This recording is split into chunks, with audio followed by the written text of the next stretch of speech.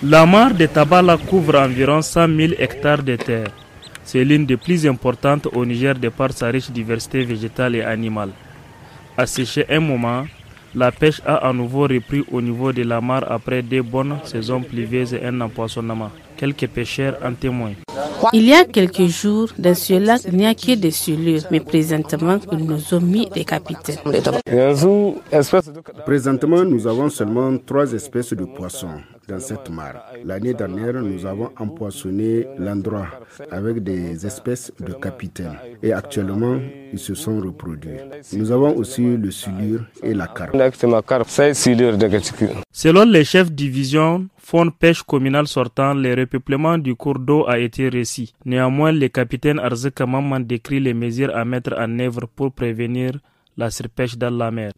J'ai eu la chance de voir les poissons qui ont été pêchés. C'est des capitaines de grande taille. Les mesures qu'il faut prendre, c'est d'éviter de mettre les engins qui raclent tout comme l'arsène.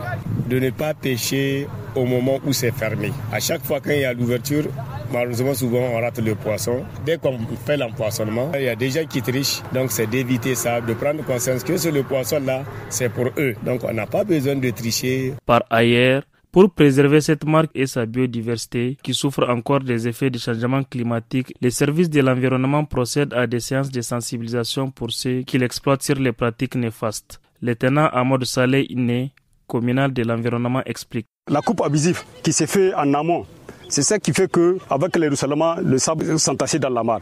Donc il y a la sensibilisation que nous faisons au niveau des populations pour la coupe abusive.